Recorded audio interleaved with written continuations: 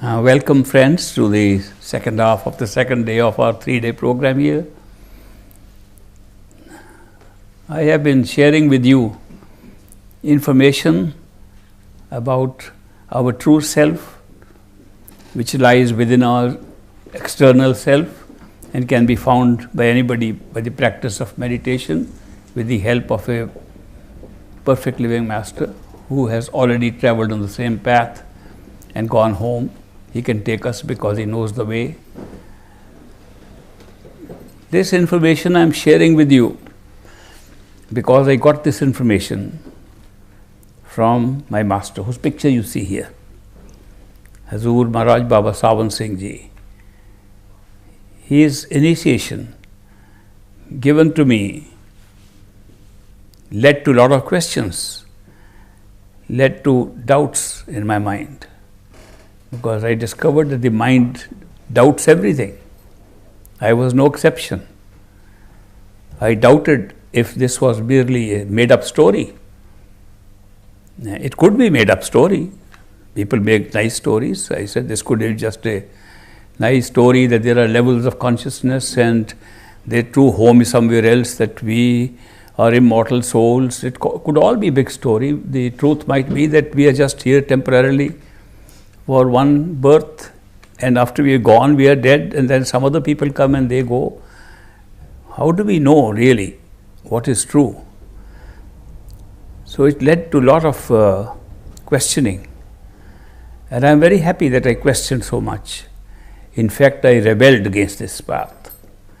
The reason for rebellion was that I did not search for this path properly. I was born into a family that believed in him, and my father was initiated by the same Guru, same Satguru, before he was married. So it all started, everybody in the family became a disciple. So when I was born into a belief system that already existed there. I did question, even as a young child, I did question, if I were born in a different family, supposing I was born in a Muslim family, I would believe in Allah and would believe in the Prophet, just because I would be growing up like that. If I was born as a Christian family, I would be believing that Christ is the only Savior and all others are heathens.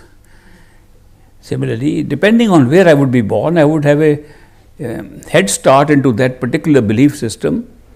And just to be born and believe something could be just that you are being put into a frame from which you cannot get out. The seed is planted so early in our childhood that it's very difficult to get rid of those beliefs that we are growing up with as children.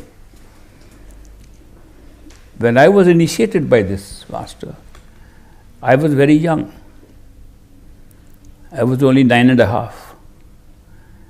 And my father did not know I had been initiated.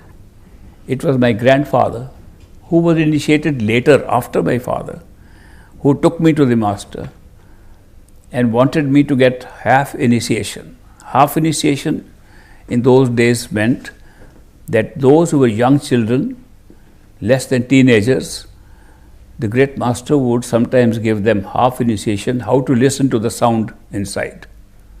When they grew up, they came again for the remaining second part of the initiation, which is Simran or repetition of words through special words that he would give. I was taken by my grandfather for half initiation, but the master jokingly asked me, do you want the initiation that is sweet or salted? You want sweet naam or salted naam? Now I had seen that many kids used to go in front of him and he would ask the same question. What kind of naam do you want? Do you want sweet or salted? They would all say sweet. And he had some sweets on his side. He would give them a few toffees or candy and they would run away very happy. And he used to explain that at that age, children do not understand the value of what they are getting. And when they grow up, they have a better chance to appreciate what they get. So when I went, he asked me the same question. He said, do you want salted or sweet? And since I had seen the other kids running away with sweets, I said, no, I don't want that. I want that which is inside. So he laughed, but did not tell me if I was going to be initiated or not. He just was holding my arm and he kept holding it. I thought I have been dismissed with sweet and salted stuff. But later on, when he had finished the selection of other candidates, then he said, come inside, I'll give you full initiation. I was myself surprised that he would give full initiation, but he did. And I was very happy to get to know something, that there was some kind of a craving in me to know what it is all about, since the whole family was accepting it. When I reached home, my father was excited. Oh, my son has been given full initiation so early. And some satsangi friends came to see us, who were also initiates of the great master. And when my father said, do you know, master initiated my son at this early age, gave full initiation. They said, oh, so sorry to hear that. That's what they said. Oh, that's terrible. And their argument was, he's so young, he doesn't know what he's got. When he grows up, he'll rebel against it. And he'll then discover that he was just duped into his particular belief system because he was caught young. And this was not fair at all to him, to give him initiated so young. Now, I was listening to this conversation from the other room, this conversation between those people and my father. It occurred to me, they're right. I never got a chance to examine what I'm getting. I am just accepting it because of my parents. I never got a chance to look for it myself. I am going to try everything now. Fortunately, at the time of initiation, the great master had said, in the introduction, he said, what I am going to give you, I got from my master. It has worked for me. I hope it will work for you. But if you find something better, take it. Don't come running back to me for my permission. I give you permission in advance. Now that was a very good statement he made, which means he left the door open. It was not a cult or closed circuit thing that you can't get out once you get into it. He said, if you find something better, take it. So my search for something better started almost immediately after I was initiated. And I went and tried everything that was possible. Spent about 8 or 9 years, most of my teenage years, were spent searching for something better. And I wanted to try religion, spirituality, yoga, all kinds of things. After trying all those things, and I kept the master informed that I am still trying to find something real, better than what he has given me. After all those years, I remember ultimately I had to give up because I couldn't find something better. But I decided never to give up this search. Today, I am 86 plus. I have been initiated for over 75 years and I am still searching for something better. If tomorrow I get something better, I'll take it. Under the instructions of my own guru. He said that if you find something better, take it. I could not find something better because my whole life was spent searching for something better. And I feel very happy that I got something and I couldn't find something better. As a service to my master, as a seva to him, I am sharing all these things with you. I am not sharing it to persuade anybody to follow this path. I am not sharing this that, look, what I am saying is right, what others are saying wrong. No, everybody is saying right in their own way. But what I have got, it worked for me. If it had not worked for me, I would not have come before you. Because I believed that if a thing doesn't work, you shouldn't follow it. So since it worked, therefore I am sharing all this with you. I am giving you this background to tell you that I got a chance, though much later, to study all other available options, religious and spiritual. I got converted to Islam. I got into the other traditions. I got baptized, dipped in the water. I got all those things done. And then I went with the yogis and I practiced strange kind of diets with them and strange kind of yogic practices. I tried all that. And then I came to the conclusion that those things take you up to a certain point, a certain stage, but not more. If your desire, seeking, if your inner seeking is for the highest truth, you want the ultimate, and you want to say, I want to go back home. If that feeling is in you, then this is the path for you. If you want other results, there are many other options available to you, and you can get them. People get yoga, they do yoga for health reasons. I encourage them. Go ahead. Whoever wants to follow anything, they are free to follow them. And this particular path, which he has taught, which I found is ultimately supported by all original teachings of the different founders of religions, as well as all true spiritual masters. Then I found this is workable, and I come and share this with you. This is not supposed to be a closed society. This is supposed to be a method open to everybody. So, anybody can try. You can try part of it. If it doesn't work, give it up. Try something else. Be very open about it. Be practical. Don't say that, don't make it into a religion. Don't make it into a set of rules, do's and don'ts from which you cannot get out. So be very open. And that's how I proceeded with it. I am giving you this background to tell you that you are absolutely free to examine it and see it works or doesn't work. And if it works, good. If it doesn't work, try anything else. Try everything that you can if you are interested. Supposing you are not interested, don't have to try it. Once a gentleman came to me, he was hearing my talk, and he walked up to me. He says, I am leading a very happy life. I have everything I want. I have plenty of money. I have got a nice house, nice family. I am living very happily. Why should I follow this path? I said, no, you shouldn't follow this path. You're happy, go and enjoy your life. This is not meant for you. This path is meant for those who feel that we are fed up with this, where we are trapped. We don't like it anymore. We don't feel we belong here. It's meant for those people. It's not meant for those people who say we are having a great time and enjoying this world. Go enjoy. Of course, the postscript to the story is after 1 week he came back to me again and he said, I am miserable. I said, what happened to all those goodies that you had? He said, but you know, in spite of all that good house and all the money, my wife betrayed me, my children didn't follow what I told them, and all the horror stories of his family life, which made it so terrible for him. And then he was looking for something. So, when you really look around, people are generally not happy. They pretend to be happy. They want to keep up with the Joneses, as it were. And if somebody looks happy, go and stay in their house for 2 days, and you'll find out what's going on there. Unhappiness is very common here. And then there is a certain kind of unhappiness people cannot even express. And that arises from a feeling of loneliness, feeling that we are alone.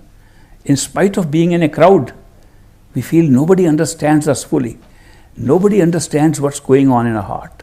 Even our relationships are skin deep. They're just outside. And the inner part of us is not being understood by anybody. We are alone. That loneliness is natural to us. That loneliness is not being experienced by our minds. That loneliness is being experienced by our soul. It's the soul's yearning to go back to its own totality that's causing that loneliness. And we try to overcome that loneliness by making relationships in this physical world. We try and run out, meet more people, occupy ourselves, do more shopping if necessary, and buy things, eat more. How do we overcome loneliness? We do things that don't really help, but we think we are preoccupied with those things, therefore we are no longer lonely. But the loneliness doesn't go away. It does go away on the spiritual path, on this path, because you discover you are going where you belong. And ultimately you feel completely contented and satisfied, because that was a true home inside you where you belonged. And you discover then you came on a very temporary visit for an adventure into this area of experience, in different areas of experience, and you have now gone back home. You can make any number of trips. Some people tell me that if this was such a great adventure, why is there so much misery around here? Why is there so much cruelty going on? Why are people killing other people? Why are hospitals full of patients groaning with pain? Why are prisons full of people who are committing crimes? What kind of adventure is this? How could we think of coming to a place like this and call it adventure? It doesn't look like any good adventure. I on turn ask them, why do you go and see horror movies? Why do you go and see tragedies on the stage? Because you know it's on the stage. And you know that when you see the opposite of something, you experience the opposite. That if you don't experience pain, pleasure has no meaning. Look at your life. Have we not experienced everything by its opposite? If we did not have the opposite, we wouldn't have the experience.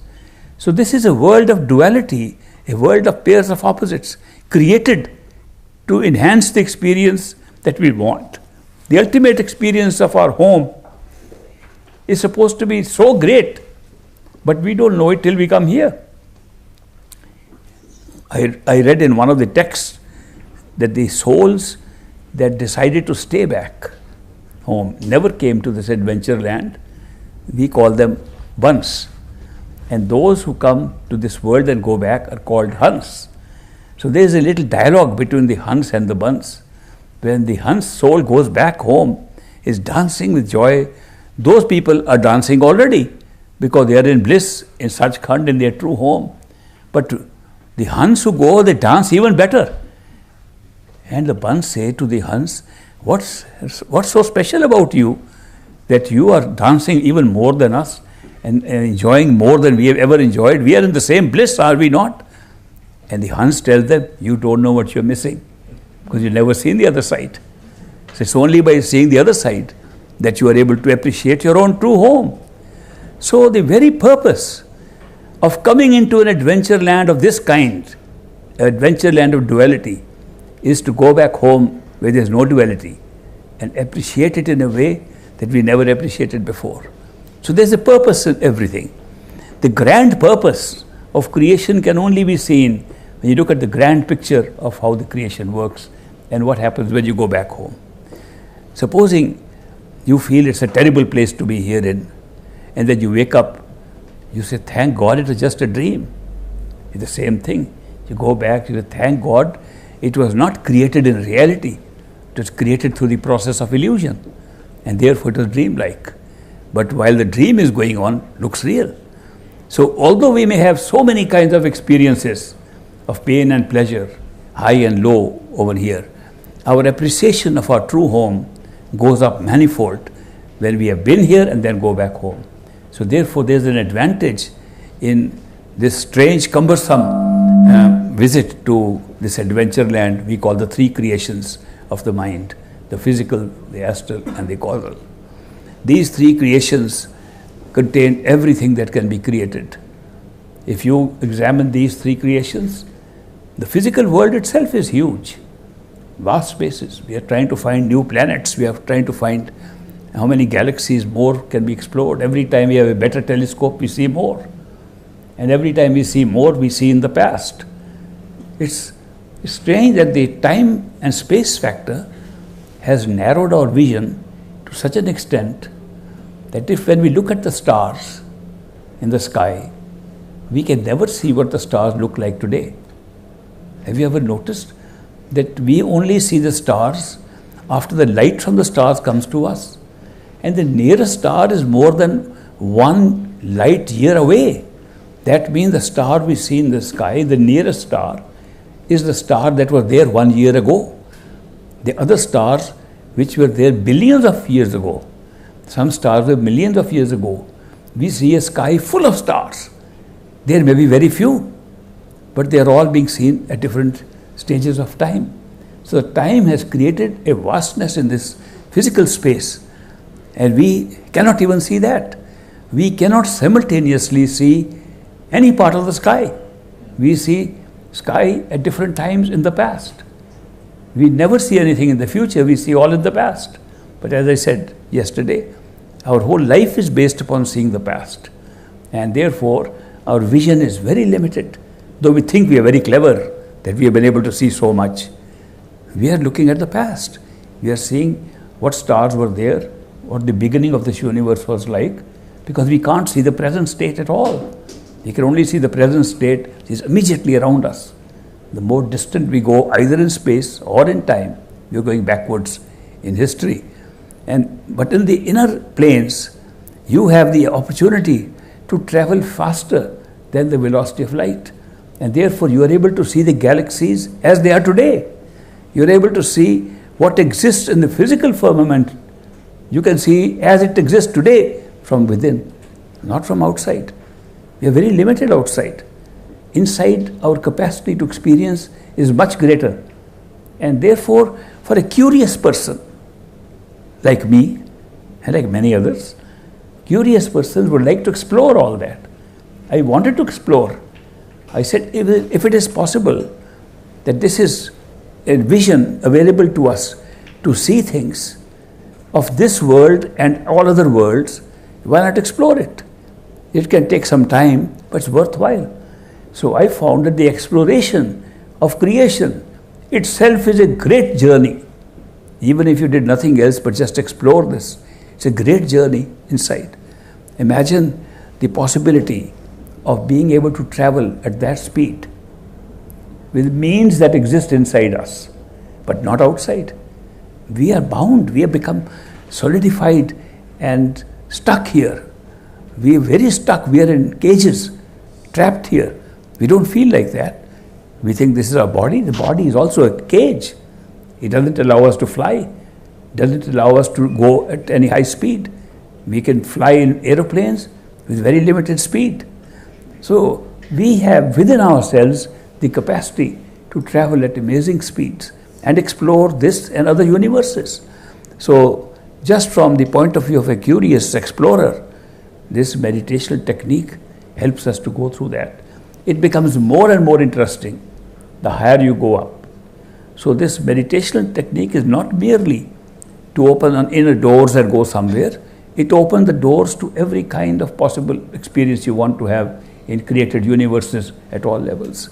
So I am saying a lot of these things because many people criticize that maybe meditation makes you more selfish, maybe it makes you more self-centered, maybe you don't care for other people. That's not true. Through meditation, your compassion increases, your love for everybody increases. You genuinely experience the fact that all are just being created from the same source. And you can't call anybody bad. You can't make judgments. It becomes very difficult once you come to know how everybody has been created, how there are many created from the one. Your whole approach changes.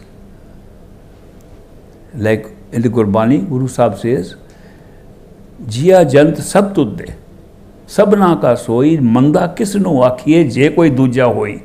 When all are being created from the same source and all belong to the same one, how can I call anybody bad? How can I make a judgment on anybody? I'm making judgment on the only one. I'm making judgment on myself. This idea of getting free from judgment is a very big change in our life. We judge all the time. We are constantly judging people, constantly getting trapped into the judgment and creating gossip out of judgment and thinking, oh, we are enjoying ourselves. People enjoy gossip. And a lot of gossip involves judgment. A lot of gossip involves scandal. And we love that. Look at our state of life and how it will change by simple knowledge of your own self, knowledge of what our soul is, knowledge of how the soul is part of the only one. This actual experience changes you. You don't have to learn how to love everybody, you will love automatically. So therefore it's a very big change in life that takes place. I call these other changes as perquisites, perks of this meditational path, side benefits. But the side benefits themselves are attractive enough for somebody, even for a non-believer, to try it out. For the side benefits, they are so great, it changes one's life considerably. So that's why I recommend to all seekers, try anything, try all different paths that are available to you, all options, and then see if this path of the masters, which is based upon a very simple principle. The principle of this path is that our attention is available to us to put it where we like. We can put the attention on the self where it comes. The self has its own identity and it has a resonance which becomes like a sound at this stage and becomes like a higher resonance as we go higher up. Ultimately, it becomes the creative power that creates all experiences. This is part of our soul, our self, that when we attach ourselves through our attention to the self, that sound, that resonance, that melody, which we have called the word, the shabd, the naad, we have given different names to it, that can pull us up by itself. It has the power to pull us back to our true home. It resounds throughout every region, right up to here. And right in the physical plane, we can get hold of it, and that sound can pull us up. Our attention attached to the sound is the royal road to our true home. This is called the Surt Shabd Yog. Surt Shabd Yog means, the Surt means the attention, Shabd means the sound, and when this attention is attached to the sound, it can pull us back. It's a simple system, very simple. Don't have to make headstands and do all those things. You follow conditions which are good for meditation, general conditions which are good for meditation, which are eat very simple food, be a vegetarian, and even as a vegetarian, you eat the minimum that you require. It does not mean that becoming a vegetarian, having lots of food and not being able to even get up in the morning, that's not being vegetarian. The idea of being vegetarian is to eat the lightest food with the least extinguishing of life possible in the food, which is vegetables. If you eat animals, it causes a different reaction on your subconscious mind and makes concentration more difficult. If you kill somebody or somebody else kills for you, there's an impact on your subconscious mind, and that it prevents you from concentrating your attention properly. So this is just one of the simple requirements. Don't take drugs, don't take alcohol, don't take things that scatter your attention even more. Take simple, easy life, and in a very simple method, which anybody can do, from a small child to an old man can do it. Follow this method, and you get all the experiences of every stage. So this appears to me to be a very great pathway. People have tried different pathways, but this takes you to the furthest point, because you are traveling on something that is itself is originating from your true home. This shabd, or this sound current, originates from your true home and has the power to pull you back there. You just have to attach yourself.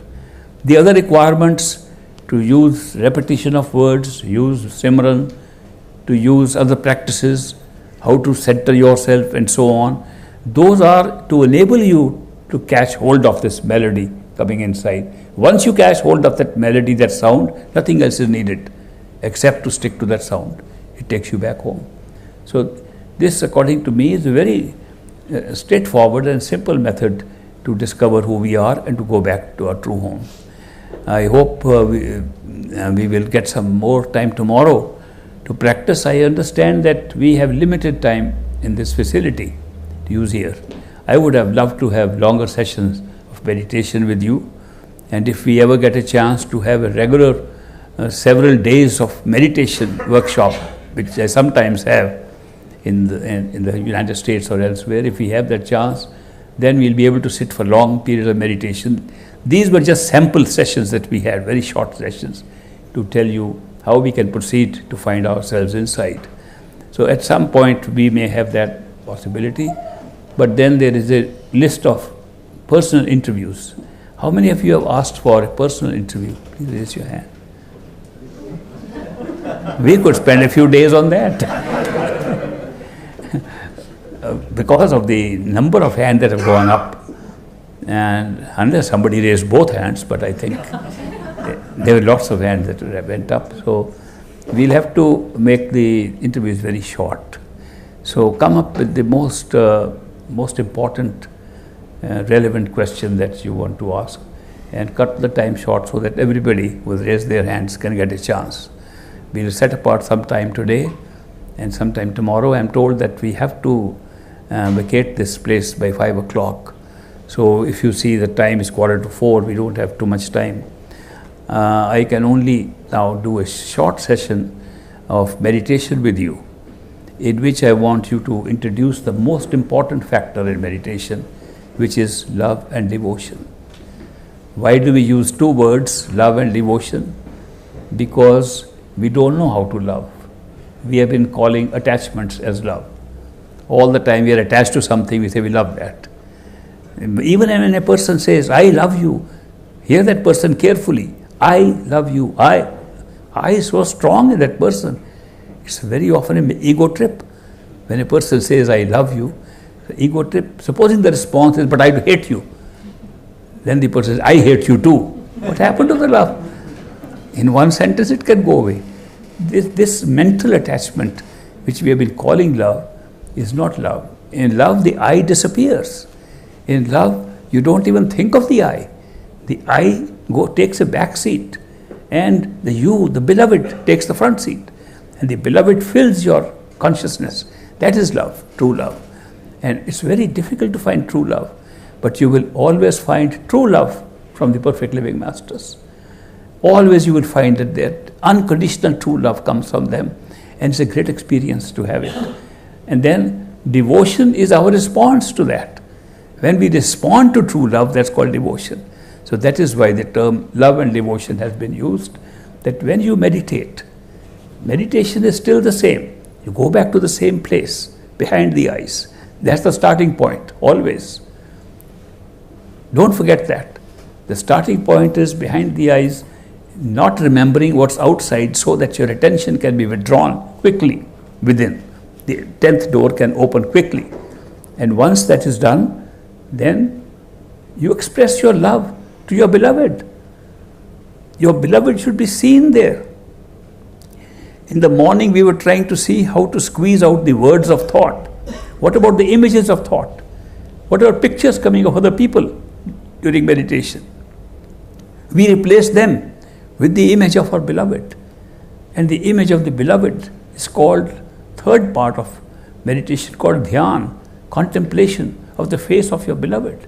When you contemplate that, at the same time being there, you will see how quickly the attention can be withdrawn inside. So try this meditation, being there, using the words to repeat so that the thoughts don't go anywhere, and looking at the face of the beloved and speaking, talking inside to the beloved, anything you want to talk as if we are there together. That's true meditation. So let's try that. For a little while, let's try meditation with love and devotion, so we can express our love and devotion inside to the Master or any beloved we have. Anybody that we think is a beloved, whom we can love, that image should be there and we can express it. Close your eyes, go back to the meditation chamber. Henceforth we'll call that the meditation chamber, because that is the place where we should meditate, behind the eyes, inside the head. Go there, sit in the center, be comfortable, no stress or strain, relax there, repeat the words slowly and listen to the words, and express your love and devotion for the beloved. And if you hear a strong sound that has a pull in it, you start listening to that. Otherwise, you keep on doing your repetition of the mantra or the Simran. Welcome back.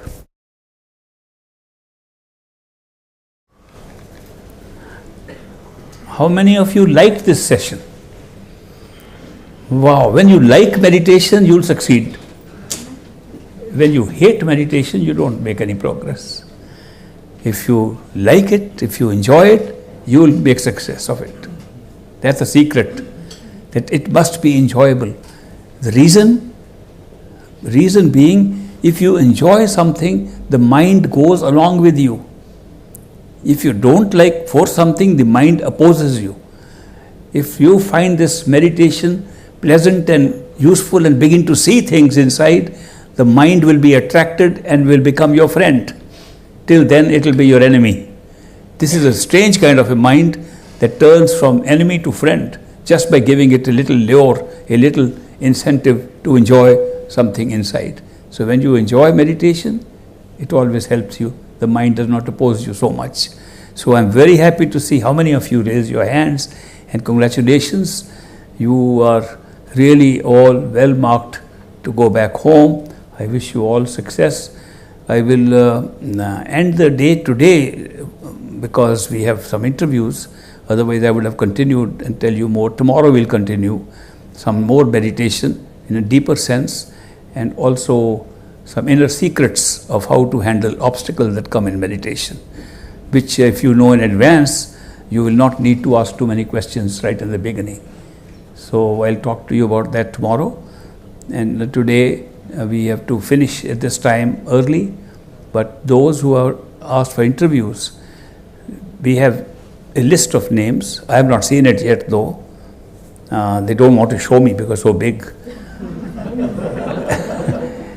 But I think we'll try to cover about half of that list today and the other half tomorrow. And I'm very happy that I was able to see all of you and share my experiences with you. Thank you very much.